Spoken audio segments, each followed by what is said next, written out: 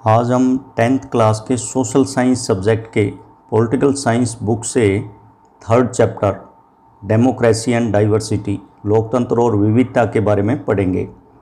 इस चैप्टर में हम देखेंगे कि लोकतंत्र में विविधता के क्या मायने हैं, विविधता की सार्वजनिक अभिव्यक्ति किस प्रकार होती है, सामाजिक विविधता कैसे अलग अलग रूप धारण करती है, लोकतंत्र किस प्रकार इन विविधताओं में सामंजस्य बैठाता है। In this chapter, we study how democracy responds to social differences, divisions, and inequalities. We also study how social differences can take various forms. We then turn to how democratic politics affects and is affected by these social diversities. Let's start. अब हम विविधता क्या है और किस आधार पर पाई जाती है, सबसे पहले ये जान लें। एक देश में लोगों में कई तरह से विविधता पाई जा सकती है, जैसे शारीरिक बनावट के आधार पर, कोई छोटा होता है, कोई बड़ा होता है, कोई मोटा होता है, कोई पतला होता है। इस प्रकार शारीरिक बनावट भिन्न भिन्न प्रकार की होती है। लिंग के आधार पर स्त्री और पुरुष, जाति के आधार पर बहुत सी इथनिकल ग्रुप होते हैं, धर्म के आधार पे हिंदू, मुस्लिम, सिख, ईसाई, ऐसे विभिन्न धर्मानुयायी लोग रहते हैं। रंग के आधार पे श्वेत और अश्वेत, आर्थिक आधार पे अमीर और गरीब, भाषा के आधार पर तरह तरह की भाषाएं, बोलियां बोली जाती हैं, वगैरह वगैरह। तो इस प्रकार स्पष्ट है, समाज में पाए जाने वाले इन्हीं अंतरों को सामाजिक विभिन्नता, सोशल डिफरेंसेस कहते हैं। और यही सामाजिक विभिन्नता जब एक साथ कई स्तर पे लागू होती है तो ज़्यादा गहरी हो जाती है और सामाजिक विविधता सोशल डिवीज़न के तौर पर जानी जाती है। तो आज के इस चैप्टर में हम इसी सामाजिक विविधता के बारे में चर्चा करेंगे और डेमोक्रेसी में इसका क्या इफ़ेक्ट होता है, क्या संबंध है, कैसे प्रभाव पड़ता है, पॉलिटिक्स एंड सोशल डिवीज़न, वो सब हम इसमें देखेंगे। तो इस चैप्टर में हम निम्नलिखित बिंदुओं के अंतर्गत डेमोक्रेसी एंड डाइवर्सिटी चैप्टर को समझने का प्रयास करेंगे। सबसे पहले हम जानेंगे कि मैक्सिको ओलंपिक की कहानी, जिसमें अमेरिका में होने वाले नस्लीय भेदभाव के बारे में बताया गया है। फिर हम सामाजिक विविधता की उत्पत्ति किस प्रकार होती है जानेंगे, यानी ओरिजिन्स ऑफ सोशल डिफरेंसेस। इसके बाद हम सामाजिक विभाजनों की राजनीति को समझेंगे, यानी पॉलिटिक्स एंड सोशल डिवीज़न, इनका क्या कनेक्शन है। और लास्ट में जानेंगे कि सामाजिक विभाजनों की राजनीति का परिणाम किन चीज़ों पर निर्भर करता है। At last, crucial factors which deciding the outcome of politics of social division. तो आइए इस चैप्टर की शुरुआत करते हैं मैक्सिको ओलंपिक की एक घटना के साथ। स्क्रीन पर जो आप तस्वीर देख रहे हैं, ये 1968 में मैक्सिको सिटी में हुए ओलंपिक मुकाबलों की 200 मीटर रेस के पदक वितरण समारोह की तस्वीर है। अमेरिका का राष्ट्रगान बज रहा है और जो सिर झुकाए तथा मुट्ठी ताने हुए जो दो खिलाड़ी खड़े हैं, वे हैं अमेरिकी धावक टॉमी स्मिथ और जॉन कार्लोस। ये अफ्रो अमेरिकी हैं। इन्होंने क्रमशः गोल्ड मेडल और ब्रॉन्ज मेडल जीता था। इन्होंने जूते नहीं पहने थे, सिर्फ मोजे चढ़ाए। पुरस्कार लेकर दोनों ने यह जताने की कोशिश की कि अमेरिकी अश्वेत लोग गरीब हैं। स्मिथ ने अपने गले में एक काला मफलर जैसा परिधान भी पहना था, जो अश्वेत लोगों के आत्मगौरव का प्रतीक है। तो अपने इन प्रतीकों और तौर तरीकों से उन्होंने अमेरिका में होने वाले रंग भेद के प्रति अंतर्राष्ट्रीय बिरादरी का ध्यान खींचने की कोशिश की। काले दस्ताने और बंधी हुई मुट्ठियाँ अश्वेत शक्ति का प्रतीक थी। अब यह एक अलग बहस का विषय हो सकता है कि समाज के आंतरिक मामलों को अंतर्राष्ट्रीय मंच पर उठाना उचित था या नहीं था, और वो भी खेल इवेंट के दौरान। लेकिन टॉमी स्मिथ और जॉन कार्लोस ने इंटरनेशनल लेवल पर अमेरिका में होने वाले रंग भेद के प्रति ध्यान आकर्षित करवाने के लिए इस प्रकार ये घटना को अंजाम दिया। इसके अलावा आपने नोटिस किया होगा कि हाल ही में अमेरिका में एक काले व्यक्ति जॉर्ज फ्लॉयड की एक गोरे पुलिसमैन ने चोरी के संदेह में मार दिया था। पुलिस हिरासत में जॉर्ज फ्लॉयड की हुई हत्या के विरोध में अमेरिका में रंग भेद के खिलाफ एक बार फिर आंदोलन चल पड़ा। जगह जगह अमेरिका में आंदोलन शुरू हो गए। तो आज भी हम अमेरिका जैसे एडवांस मुल्क में इस प्रकार भेदभाव के उदाहरण देखते हैं। अमेरिका में मार्टिन लूथर किंग जूनियर के नेतृत्व में 60 के दशक में अमेरिका में एक नागरिक अधिकार आंदोलन चला। ये एक अहिंसक आंदोलन था।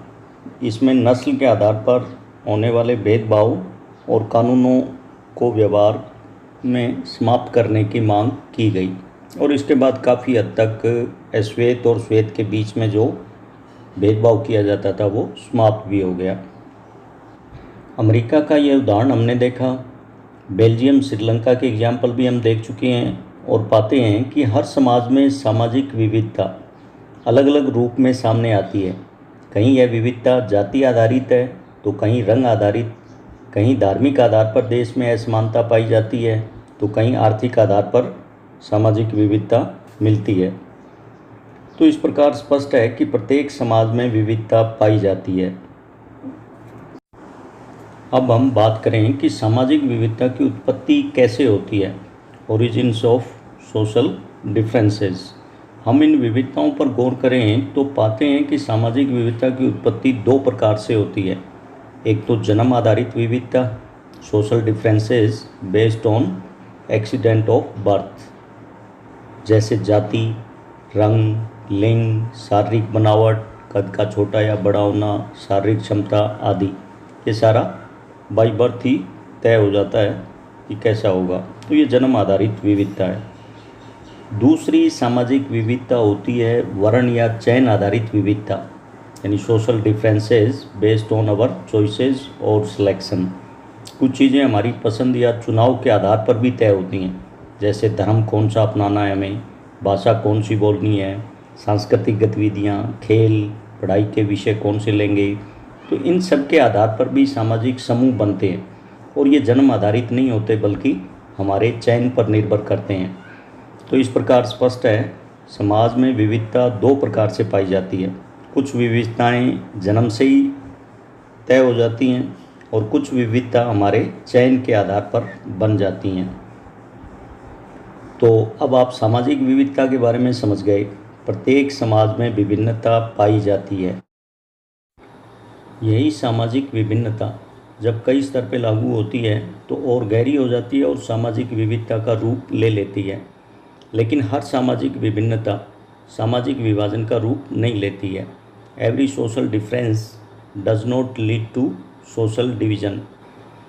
अक्सर आपने देखा होगा कि एक धर्म को मानने वाले लोग खुद को एक ही समुदाय का सदस्य नहीं मानते, क्योंकि उनकी जाति या उनका पंथ, सेक्ट अलग अलग होता है। और यह भी संभव है कि अलग अलग धर्म के अनुयायी होकर भी एक जाति वाले लोग खुद को एक दूसरे के ज़्यादा करीब महसूस करें।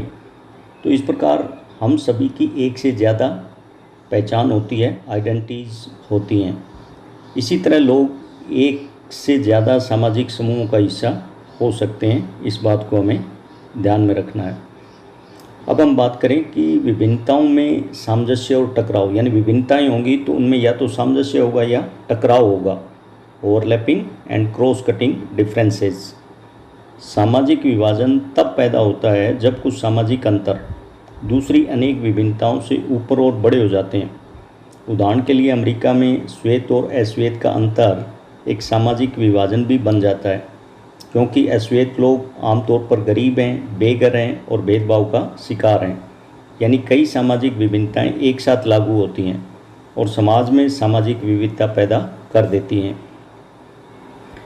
जैसे जैसे समाज में विभिन्नता बढ़ती है, विभिन्नता के कई आधार एक साथ जुड़ जाते हैं, तो वह सामाजिक विभिन्नता समाज में विभाजन को और गहरा कर देती है। स्पष्ट सामाजिक विभाजन दिखाई देने लगता है। यही सामाजिक विविधता है। So clear social division take place when some social difference overlap with other differences. तो इस प्रकार सामाजिक विभिन्नता बढ़ावा देती हैं सामाजिक विविधता को। Social differences lead to social division. इस प्रकार जब एक तरह का सामाजिक अंतर अन्य अंतरों से ज़्यादा महत्वपूर्ण बन जाता है और लोगों को यह महसूस होने लगता है कि वे दूसरे समुदाय के हैं, तो इससे एक सामाजिक विभाजन की स्थिति पैदा होती है।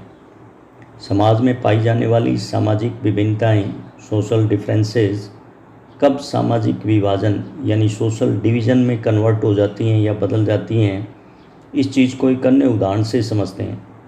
हम दो उदाहरण देखते हैं, उत्तरी आयरलैंड और नीदरलैंड के। इससे यह कंसेप्ट और क्लियर हो जाएगा। दोनों उदाहरण को एक साथ रखकर देखते हैं। उत्तरी आयरलैंड और नीदरलैंड दोनों ही ईसाई बहुल देश हैं, यानी दोनों में ईसाई धर्मानुयायी ज़्यादा संख्या में है, क्रिश्चियन कम्युनिटी मेजॉरिटी में है। लेकिन ईसाई धर्मानुयायी दो वर्गों में बंटे हुए हैं, दो संप्रदायों में, कैथोलिक और प्रोटेस्टेंट। लेकिन एक अंतर है, उत्तरी आयरलैंड में कैथोलिक हैं वो गरीब हैं और भेदभाव का शिकार हैं, जबकि प्रोटेस्टेंट हैं वो अमीर हैं। जबकि नीदरलैंड में कैथोलिक और प्रोटेस्टेंट दोनों में कुछ अमीर हैं तो कुछ गरीब हैं। तो इस प्रकार यहाँ थोड़ा स्थिति में अंतर है। उत्तरी आयरलैंड के संदर्भ में सामाजिक विभिन्नता एक से ज़्यादा स्तर पर पाई जाती है, जिससे विभाजन और गहरा हो जाता है और यही चीज़ समाज में विविधता पैदा करती है।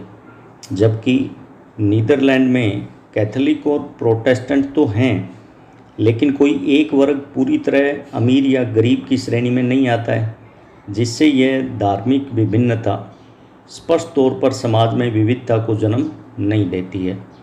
तो इस प्रकार स्पष्ट है कि सामाजिक विभिन्नताएं जैसे जैसे बढ़ती हैं, एक दूसरे से गुंथ जाती हैं, तो एक गहरे सामाजिक विभाजन को पैदा कर देती हैं, जैसे नॉर्दर्न आयरलैंड में देखने को मिला। जबकि एक सी सामाजिक असमानताएं कई समूहों में मौजूद हों, तो फिर भी एक समूह के लोगों के लिए दूसरे समूह से अलग पहचान बनाना मुश्किल हो जाता है, जैसा हमें नीदरलैंड में देखने को मिला।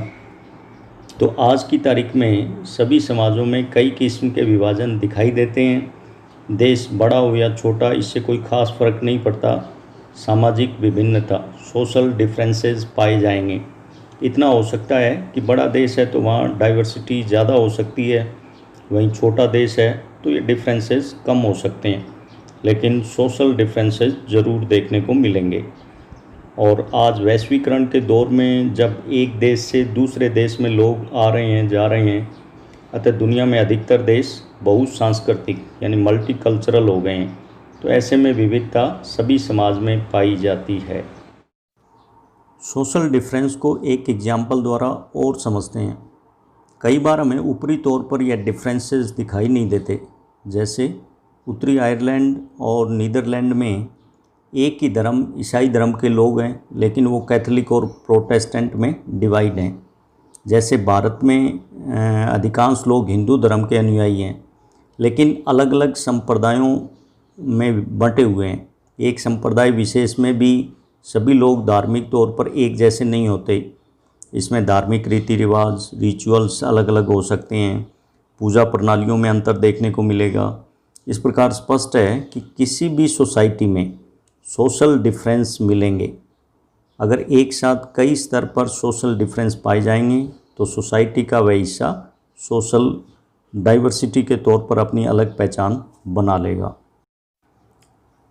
अब हम सामाजिक विभाजनों की राजनीति यानी पॉलिटिक्स ऑफ सोशल डिवीज़न पर बात करें। सामाजिक विभाजन राजनीति को किस प्रकार प्रभावित करते हैं? How do these social divisions affect politics? राजनीति का इन सामाजिक विभाजनों से क्या लेना देना है? What do politics do to these social divisions? इन प्रश्नों के उत्तर जानने के लिए एक बार फिर हम उत्तरी आयरलैंड का उदाहरण देखते हैं, तो हमें इसका जवाब मिलेगा। उत्तरी आयरलैंड ग्रेट ब्रिटेन का यह हिस्सा काफ़ी लंबे समय से वायलेंट एंड बीटर इथेनोपॉलिटिकल कॉन्फ्लिक्ट का शिकार रहा है, यानी यहाँ हिंसा और जातीय कटुता देखने को मिली है।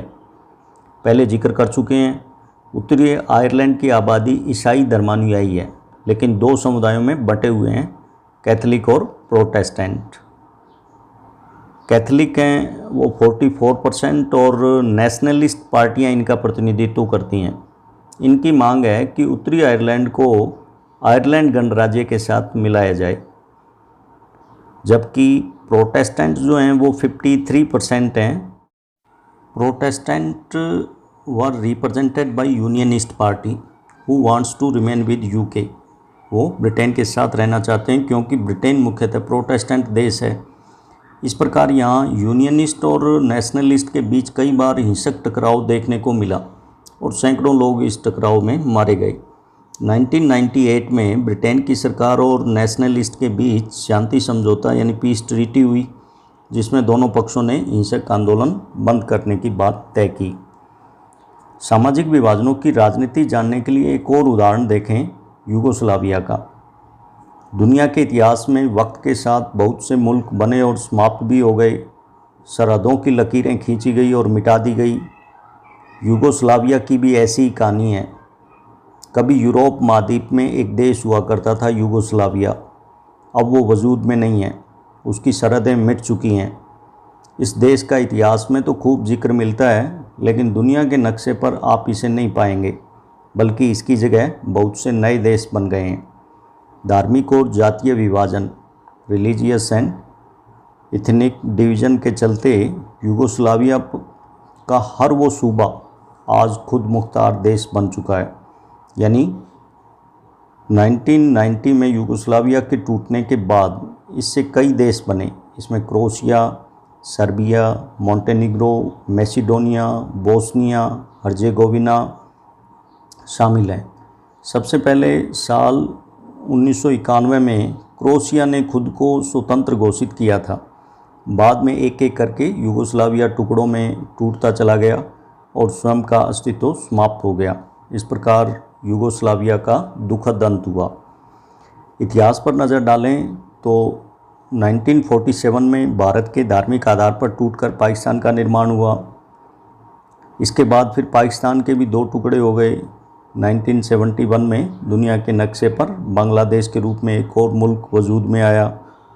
तो इन तमाम उदाहरणों को देखने के बाद कुछ लोग यह निष्कर्ष निकालते हैं कि राजनीति और सामाजिक विभाजन का कोई मेल नहीं होना चाहिए। Conclude that politics and social division must not be allowed to mix. इस आधार पर सोचें तो देश का समाज में किसी प्रकार का सामाजिक विभाजन होना ही नहीं चाहिए। अगर सामाजिक विभाजन होगा तो वो सोशल डाइवर्सिटी समूह आगे चलकर अलग देश का निर्माण कर सकता है। लेकिन इसके साथ साथ यह भी सच्चाई है कि हर एक सामाजिक विभाजन राजनीतिक रूप से विभाजन की कगार पर नहीं जाता। यहाँ यह बात गौर करने की है कि प्रत्येक छोटे से छोटे देश में भी सोशल डिफरेंसेस पाए जाएंगे, लेकिन प्रत्येक सामाजिक विभाजन देश का विखंडन नहीं करता है। तो फिर ऐसी क्या बात है कि कहीं तो सामाजिक विविधता देश के विभाजन के तौर पर सामने आती है, तो कहीं सामाजिक विविधता होते हुए भी देश का विभाजन नहीं होता है। तो आइए जानते हैं कि सामाजिक विभाजनों की राजनीति का परिणाम किन चीज़ों पर निर्भर करता है।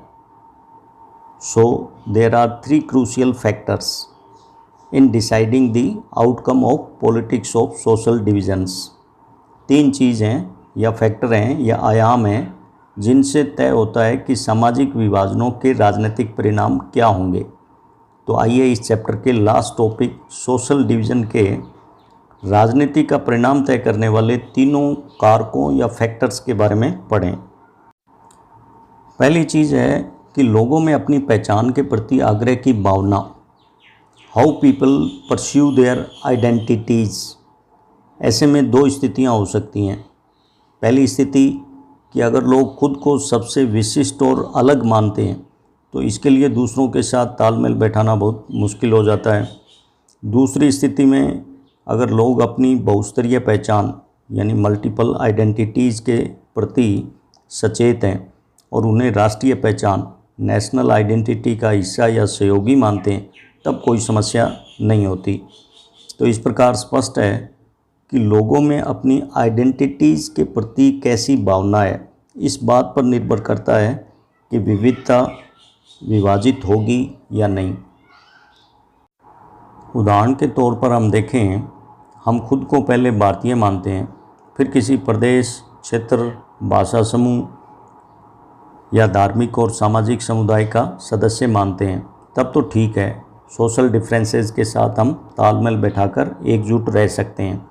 अगर इसका उल्टा सोचने लगें, यानी अपनी व्यक्तिगत पहचान, धर्म, भाषा, क्षेत्र के बारे में पहले सोचें और देश के बारे में बाद में सोचें, तो ऐसी स्थिति में social division leads to political division, यानी ऐसी सोच में देश का विभाजन होने की आशंका बढ़ जाती है। तो इस प्रकार स्पष्ट है कि सामाजिक विभाजन राजनीतिक विभाजन में परिवर्तित होंगे या नहीं होंगे, यह सबसे पहले निर्भर करता है देश के लोगों पर, वो अपनी पहचान के बारे में कैसी भावना रखते हैं। दूसरी महत्वपूर्ण चीज़, कारक या फैक्टर है कि किसी समुदाय की मांगों को राजनीतिक दल कैसे उठा रहे हैं। How political leaders raise the demands of any community. उदाहरण के तौर पर देखें, श्रीलंका केवल सिंहलियों के लिए की मांग करना तमिल समुदाय की पहचान और हितों के खिलाफ थी। इसी प्रकार यूगोस्लाविया में विभिन्न जातीय समुदाय के नेताओं ने अपनी जातीय समूह की तरफ से ऐसी मांगें रखना शुरू किया जिन्हें एक देश की सीमा के भीतर पूरा करना असंभव था। परिणाम स्वरूप यूगोस्लाविया डिवाइड होता चला गया। तो इस प्रकार हम देखते हैं कि लोकतंत्र में राजनीतिक दलों के लिए सामाजिक विभाजनों की बात करना तथा विभिन्न समूह से अलग अलग वायदे करना बड़ी स्वाभाविक सी बात है। राजनीतिक दल विभिन्न समुदायों को उचित प्रतिनिधित्व देने की मांग करते हैं और अपने समुदायों की उचित मांगों को उठाते हैं। अधिकतर देशों में मतदान के स्वरूप और सामाजिक विभाजनों के बीच एक प्रत्यक्ष संबंध दिखाई देता है। Social divisions affect voting in most of the countries. इसके तहत एक समुदाय के लोग आमतौर पर किसी एक दल को दूसरों के मुकाबले ज़्यादा पसंद करते हैं और उसी को वोट देते हैं। कई देशों में ऐसी पार्टियां हैं जो सिर्फ एक ही समुदाय पर ध्यान देती हैं और उसी के हित में राजनीति करती हैं, वोट बैंक पॉलिटिक्स के चलते। तो यहाँ यह समझने की बात है कि राजनीतिक दल भले ही एक समुदाय विशेष की मांग को उठाए, लेकिन देश हित को सर्वोपरि रखेंगे तो कोई दिक्कत नहीं है। ऐसी सामाजिक विविधता का परिणाम देश के विभाजन के रूप में देखने को नहीं मिलेगा। लेकिन दिक्कत तब पैदा होती है जब राजनीतिक दल अपनी राजनीति चमकाने के चक्कर में सामुदायिक हितों को देश हित से ज़्यादा महत्व देना शुरू कर देते हैं।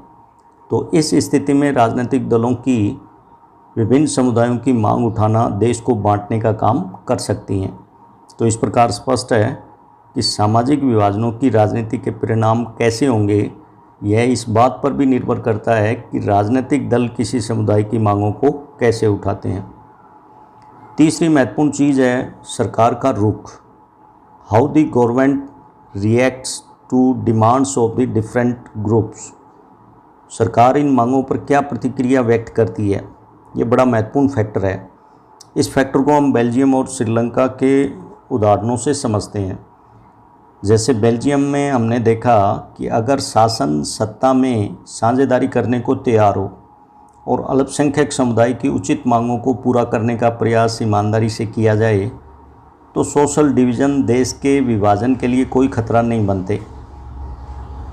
वहीं श्रीलंका के संदर्भ में देखें तो पाते हैं कि अगर गवर्नमेंट राष्ट्रीय एकता के नाम पर किसी ऐसी मांग को दबाना शुरू कर देता है तो देश के लिए नुकसानदायक परिणाम ही निकलते हैं। ताकत के दम पर एकता बनाए रखने की कोशिश अक्सर विभाजन की ओर ले जाती है। अंत में इस प्रकार स्पष्ट है कि सामाजिक विभाजनों की राजनीति का परिणाम तीन चीज़ों पर निर्भर करता है। 3 factors are crucial in deciding the outcome of politics of social divisions. First of all, the outcome depend on how people pursue their identities. लोग अपनी पहचान के प्रति कैसी भावना रखते हैं। Second, it depends on how political leaders raise the demand of any community. राजनीतिक दल के समुदाय की मांगों को कैसे उठाते हैं। Third and last factor, it depends on how the government reacts to demands of different groups. सरकार विभिन्न समुदायों की मांगों के प्रति कैसा रुख अपनाती है। अगर ये तीनों फैक्टर पॉजिटिव वे में हों तो सामाजिक विविधता में सामंजस्य तालमेल बैठाते हुए मिलजुल कर रहा जा सकता है तमाम विविधताओं के साथ। लेकिन तीनों फैक्टर का नेगेटिव एटीट्यूड हो तो सामाजिक विविधता में टकराव होगा और कई बार सामाजिक असमानताएं इतनी ज़्यादा और गैर बराबरी और अन्याय वाली होती हैं कि उनको स्वीकार करना असंभव है। ऐसी गैर बराबरी और अन्याय इनइक्वलिटीज़ एंड इनजस्टिस के खिलाफ होने वाला संघर्ष कई बार हिंसा का रास्ता भी अपना लेता है, शासन के खिलाफ उठ खड़ा होता है और देश का विभाजन भी हो जाता है। तो इस प्रकार ये हमारा चैप्टर डेमोक्रेसी एंड डाइवर्सिटी समाप्त होता है। डिटेल से हमने एक एक बात को जाना है, समझा है। फिर भी कोई दिक्कत हो तो आप कोई डाउट है तो कमेंट बॉक्स में लिख सकते हैं, क्लियर करेंगे। Thank you.